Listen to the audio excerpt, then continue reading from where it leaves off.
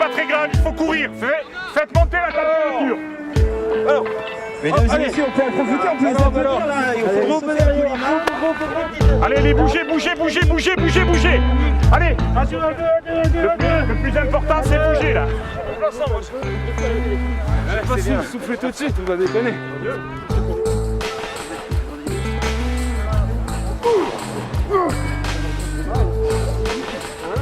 Voilà, et la troisième ligne, ce qui serait bien, c'est avoir donc deux troisième lignes et pas mal de jus pour les chasser tout de suite. Ce terrain de Rennes, pour commencer, c'est notre premier terrain classé IRB, puisque nous l'avons réalisé en été 2011. Pour commencer, c'était une réalisation importante pour nous, une référence. L'idée était de faire découvrir cette surface de 5e génération, qui est vraiment une toute nouvelle technologie à nos parlementaires.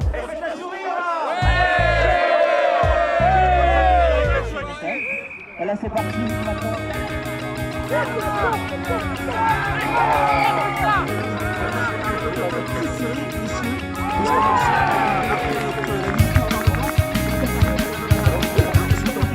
Le terrain avait l'air moelleux, attirant, on avait envie non seulement d'y jouer mais presque de se rouler par terre. Les techniques ont énormément évolué et aujourd'hui on est sur des techniques avec des sous-couches amortissantes en caoutchouc qui permettent de donner l'amorti du terrain. Celui-ci est particulièrement intéressant sur la plasticité du sol.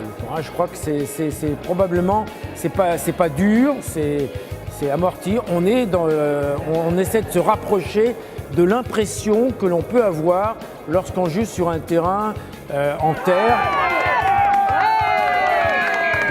Globalement, c'est quelque chose d'assez agréable et qui permet aussi de ne pas s'enfoncer, d'avoir un sol particulièrement régulier.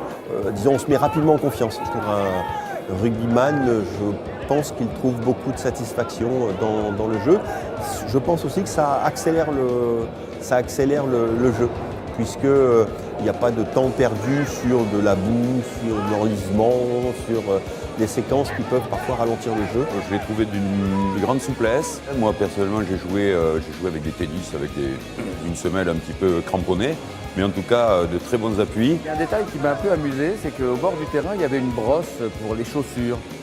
Or, habituellement, on se broche les chaussures quand on quitte le terrain pour ne pas souiller à l'excès les vestiaires. Et là, j'avais un peu l'impression que ça voulait dire, non, quand vous venez de l'extérieur, avant de pénétrer sur ce terrain-là, il faut nettoyer vos chaussures parce que lui ne va pas les salir. Non, la qualité est très bonne puisque ça permet justement de jouer dans de très bonnes conditions, quelles que soient les conditions atmosphériques, donc ça c'était important. Un terrain gazonné doit être occupé environ 6 heures par semaine maximum et que, arrivé au mois d'avril-mai, il est trop sec. Il faut le réengazonner, donc on ferme le terrain, les équipes ne peuvent plus jouer. Pour la Bretagne, où il pleut, qu'est-ce que vous voulez dire? Une fois que vous avez fait un match, vous n'allez pas recommencer le lendemain un autre match sur la pelouse. C'est pas possible. On a pu jouer alors qu'on sait bien que souvent, quand ça gèle, on peut pas fréquenter les terrains. C'est quand même un gros problème pour l'organisation des rencontres. Chaque dimanche, on peut constater que les terrains en herbe sont labourés, sont inutilisables, on peut pas... avec l'eau, avec le gel, le dégel, etc. Et moi, j'avais déjà constaté que justement les terrains synthétiques présentaient l'avantage de pouvoir être utilisés très régulièrement, tout le temps, de pouvoir jouer plusieurs matchs par jour. C'est pas viable à long terme, alors qu'avec des terrains comme ça, il n'y a plus de problème. On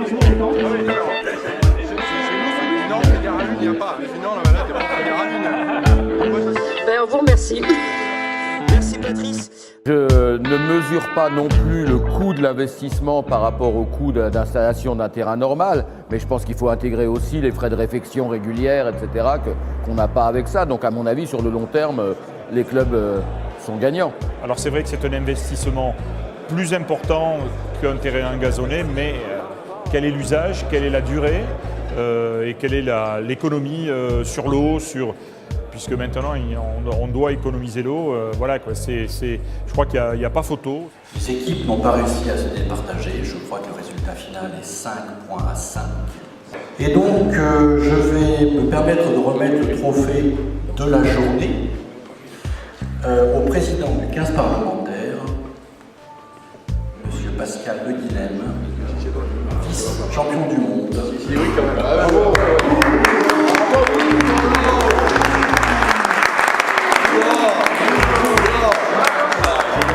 l'entretien des terrains est souvent problématique. Et donc là, le terrain synthétique est une réponse pour le sport en général. Ça sera avec un grand plaisir que nous reviendrons vous voir. Et à ce titre, je vous adresse le ballon. Voilà. C'est incommensurablement moins cher le terrain synthétique qu'un terrain en herbe. Ça, c'est évident, c'est évident. Un terrain en herbe consomme énormément d'eau l'été si on veut vraiment avoir une pelouse de qualité. Et là, je pense que ce type de produits proposés à la pratique sportive pour le foot, pour le rugby et pour le hockey est vraiment tout à fait adapté et s'inscrit dans une démarche de développement durable, d'économie d'énergie et justement d'avenir. Ayant aussi bien joué, vous avez maintenant un passeport permanent pour revenir à Rennes et on essaiera de vous accueillir toujours avec plaisir en tout cas. Merci beaucoup. Je pense que les grands joueurs devraient s'y intéresser puisque, à ma connaissance, il y a pas mal de clubs, même professionnels, qui envisagent de s'équiper au minimum de terrains d'entraînement de cette sorte-là. C'est que du bonheur. Lorsqu'on a joué à Marcoussis et qu'on avait notamment Émile Ntamak avec nous à ce moment-là, on a posé la question du synthétique. Et c'était une génération bien antérieure à celle-ci. Donc je pense que les progrès sont très nets depuis. Eux, en tout cas, m'avaient dit, les joueurs de l'équipe de France ou les anciens joueurs de l'équipe de France avaient dit ne pas noter de changement majeur par rapport au jeu. Au rugby, c'est une révolution. C'est une révolution parce que c'était un des premiers stades qui est équipé en valeur IRB. Donc on est vraiment sur le niveau, la gamme internationale. J'ai entendu aussi la satisfaction des dirigeants du club rennais et du comité de Bretagne de rugby qui font évoluer nombre d'équipes tous les week-ends. Donc vraisemblablement, je crois que c'est promis un bel avenir pour la pratique du rugby. À mon avis, c'est une évolution inéluctable parce que l'entretien d'une pelouse et la disponibilité d'une pelouse par rapport à la rareté du foncier dans une ville fait que naturellement on va vers le terrain synthétique. Et j'ai mis en place la politique d'accompagnement des infrastructures pour les communes de moins de 3005, mais la politique des terrains synthétiques, à la fois pour le foot, pour le rugby et pour le hockey. Je pense que c'est gagnant-gagnant pour tout le monde. Dans la ville dont je suis maire, nous avons fait plusieurs opérations dans les quartiers de sensibilisation au rugby et au sport en général, justement à partir de terrains synthétiques qui sont implantés au cœur des cités.